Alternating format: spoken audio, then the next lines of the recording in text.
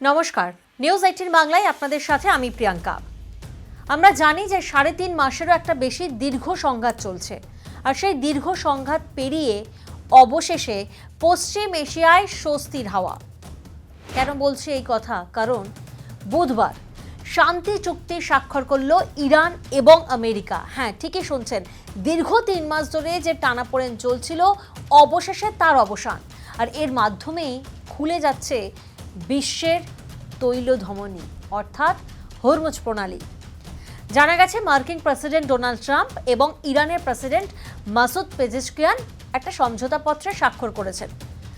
Digital পদ্ধতিতে স্বাক্ষর হয়েছে বলে জানা যাচ্ছে। দীর্ঘ 3.5 মাসেরও বেশি সংঘাতের জেরে আমরা জানি কার্যত রুদ্ধ হয়েছিল হরমুজ। আর এই যে স্বাক্ষর হয়েছে, তার ফলে গোটা বিশ্বে জ্বালানি সংকট তৈরি হয়েছে, তাই এবার কিন্তু কাটবে। ভারতেও পৌঁছে গিয়েছিল আমরা জানি সেই যুদ্ধের আঁচ। শুধু তাই নয়, যুদ্ধের জেরে স্লথ হয়ে গিয়েছিল বিশ্ব অর্থনীতির চাকা। এমন একটা পরিস্থিতি, এমন একটা আবহ, এই আবহে এই চুক্তি অন্যতম প্রধান হয়ে দাঁড়াচ্ছে বিশ্ববাজারে। কারণ এই চুক্তির প্রধান শর্তই ছিল হরমুজ খোলা। এখন দুই দেশেই সমঝোতাপত্রে স্বাক্ষর করেছে, সুতরাং মনে করা হচ্ছে এবার খুলে যাবে হরমুজ প্রণালী, জ্বালানি সংকট কাটবে। ইরান আমেরিকার শান্তির লক্ষ্যে 14টি শর্তের উপর মৌ স্বাক্ষর হয়েছে।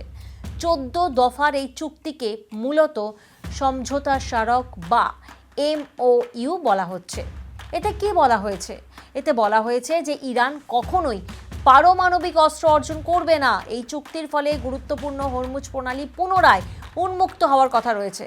আরও একাধিক বিষয় রয়েছে, এই যেমন ধরুন ইরান, লেবানন সহ মধ্যপ্রাচ্যের বাকি অংশে যুদ্ধ বন্ধ হবে, নতুন করে কোনো যুদ্ধ হবে না, সেই গ্যারান্টিও দেবে ইসরায়েল ও আমেরিকা। অর্থাৎ একাধিক চুক্তি হয়েছে।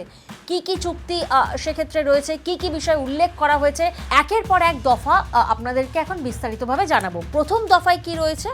প্রথম দফা হচ্ছে সব ফ্রন্টে সংঘাতের অবসান। হ্যাঁ, যার জন্য আমরা বলছি হয়তো পশ্চিম এশিয়ায় যুদ্ধ সংঘাত এবার বন্ধ হবে। নথি অনুযায়ী চূড়ান্ত এই চুক্তি সংঘাতের স্থায়ী অবসান ঘটাবে। তবে এই দফা নিয়ে ইসরায়েল কি প্রতিক্রিয়া দেবে তা কিন্তু এখনো স্পষ্ট নয়। দ্বিতীয় দফায় কি রয়েছে? অভ্যন্তরীণ বিষয়ে পারস্পরিক সম্মান। তৃতীয় দফায় 7 দিনের সময়সীমা। চুক্তির তৃতীয় দফা অনুযায়ী যুক্তরাষ্ট্র ও ইরান সর্বোচ্চ 7 দিনের মধ্যে একটা চূড়ান্ত চুক্তি নিয়ে আলোচনা এবং সমঝোতায় পৌঁছানোর অঙ্গীকার করেছে। তবে উভয় পক্ষের সম্মতিতে এই সময়সীমা কিন্তু বাড়ানো যেতে পারে। চতুর্থ দফায় কি বলা হচ্ছে? চতুর্থ দফায় বলা হচ্ছে সমঝোতা স্মারক স্বাক্ষরের পর যুক্তরাষ্ট্র ইরানের বন্দরগুলোতে আরোপিত যে নৌ অবরোধ রয়েছে তা, অর্থাৎ যে কোনো বিঘ্ন বা প্রতিবন্ধকতা অপসারণ করা হবে, অর্থাৎ সেই প্রতিবন্ধকতা সরিয়ে নেওয়া হবে। 5 নম্বর কি রয়েছে? সবথেকে গুরুত্বপূর্ণ, হরমুজ প্রণালী। যুদ্ধ শুরুর পর হরমুজ প্রণালী বন্ধ হয়ে যাওয়ায় বিশ্ববাজারে তেলের দাম তীব্রভাবে বেড়ে যায়, জ্বালানি সংকট হয়।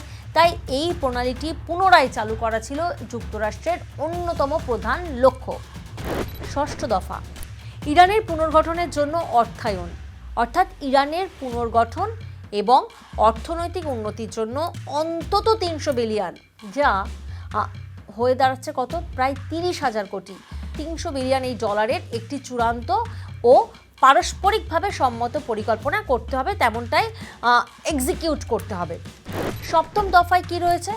সপ্তম দফায় রয়েছে নিষেধাজ্ঞার অবসান, অর্থাৎ ইরানের ওপর আরোপিত সব অর্থনৈতিক নিষেধাজ্ঞা প্রত্যাহার করা হবে। আর অষ্টম দফা অত্যন্ত গুরুত্বপূর্ণ, পারমাণবিক অস্ত্র না রাখার প্রতিশ্রুতি। ইরান পারমাণবিক অস্ত্র সংগ্রহ বা অর্জন না করার ব্যাপারে সম্মত হয়েছে। পাশাপাশি উভয় পক্ষ তেহরানের সমৃদ্ধ ইউরেনিয়ামের বিষয়ে ব্যবস্থা গ্রহণে একমত হয়েছে। নবম আর দশম দফা, এই দুটি দফায় বলা হয়েছে পারমাণবিক কর্মসূচির ক্ষেত্রে পরবর্তী সময়ে সমৃদ্ধ ইউরেনিয়াম ব্যবস্থাপনা না হওয়া পর্যন্ত যুক্তরাষ্ট্র ইরান একটি স্থিতাবস্থা বজায় রাখবে। পাশাপাশি আরও একটা গুরুত্বপূর্ণ দফা রয়েছে, যেখানে জানানো হচ্ছে বাজেয়াপ্ত অর্থ ফেরানো হবে। হ্যাঁ, আরও একটি শর্ত, যে বাজেয়াপ্ত যে অর্থ, অর্থাৎ ইরানের বাজেয়াপ্ত $24 মিলিয়ন ফেরানো হবে। আর চুক্তির একেবারে শেষ দফায় কি বলা হচ্ছে? চুক্তি বাস্তবায়নের কাঠামো ও প্রক্রিয়া বিস্তারিতভাবে বর্ণনা করা হচ্ছে। অর্থাৎ একের পর এক দফা, যে দফায় কিন্তু কার্যত আমরা বলতেই পারি যে এই যে দীর্ঘ 3.5 মাসের যে সংঘাত একটা দীর্ঘায়িত সংঘাত হয়ে দাঁড়িয়েছিল, তা অবশেষে অবসান ঘটল। অবশেষে পশ্চিম এশিয়ায় স্বস্তির হাওয়া, অবশেষে জ্বালানির সংকট কাটতে চলেছে বিশ্ববাজারে।